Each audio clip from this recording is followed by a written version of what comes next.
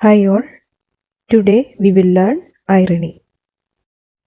Irony is a literary device and a figure of speech in which contradictory statements or situations reveal a reality that is different from what appears to be true. In simple words, it is the opposite of expectation.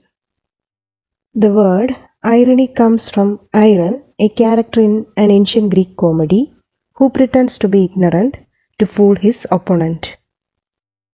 There are different types of irony. First, verbal irony. Verbal irony occurs when a speaker's intention is the opposite of what he or she is saying. In Shakespeare's Julius Caesar, Mark Antony gives a speech during Caesar's funeral in which he repeatedly uses the phrase "an honorable man" to refer to Brutus. This is an ironic statement made by Antony. He really means that Brutus has betrayed Caesar. His main purpose is to prove Brutus, along with other conspirators, as an assassin of Julius Caesar. Verbal irony is often confused with sarcasm. Sarcasm is a form of verbal irony with the deliberate intention of making fun of someone or something. Not all verbal irony is sarcastic. Second, dramatic irony. Dramatic irony is when the audience knows more about what is happening in the story than the character.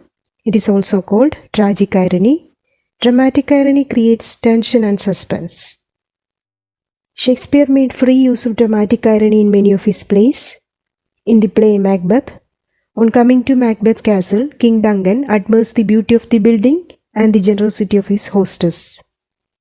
Duncan addresses Lady Macbeth as fair and noble hostess. He also refers to Macbeth's great love for him.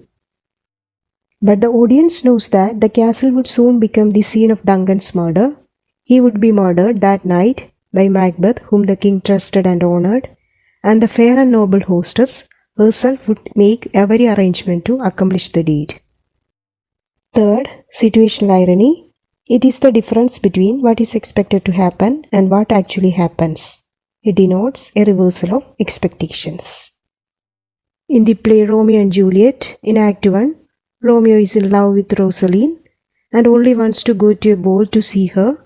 It is at this ball that Romeo sees and falls in love instead with Juliet.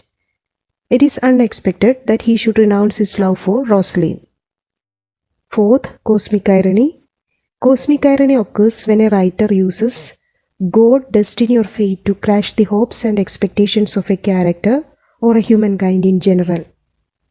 Divine forces or higher power play an important role in converting a better situation into a negative one. A character may blame his fate for his failure. It is also called the irony of fate. In Haddie's novel Tess of the D'Urbervilles, the heroine, having lost her virtue because of her innocence, then loses her happiness because of her honesty, finds it again only by murder, and having been briefly happy, is hanged. Fifth, Socratic irony. When a writer uses Socratic irony, he has a character act or look ignorant, naive, or incompetent to manipulate or trick another character. This irony takes its name from the fact that the philosopher Socrates usually dissembles by assuming a pose of ignorance, an eagerness to be instructed, and a modest readiness to entertain opinions proposed by others.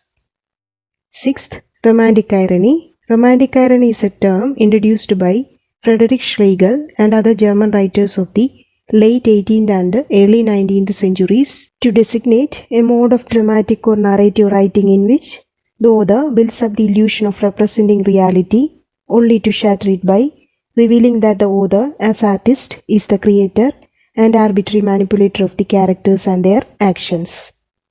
This type of irony involving a self-conscious narrator has become a recurrent mode in the modern form of involuted fiction.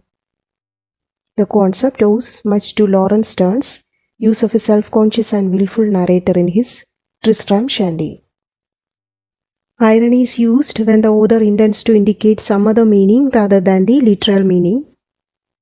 Ironical statements and situations in literature develop readers' interest and engage the audience. It may lighten the mood or add another layer of meaning.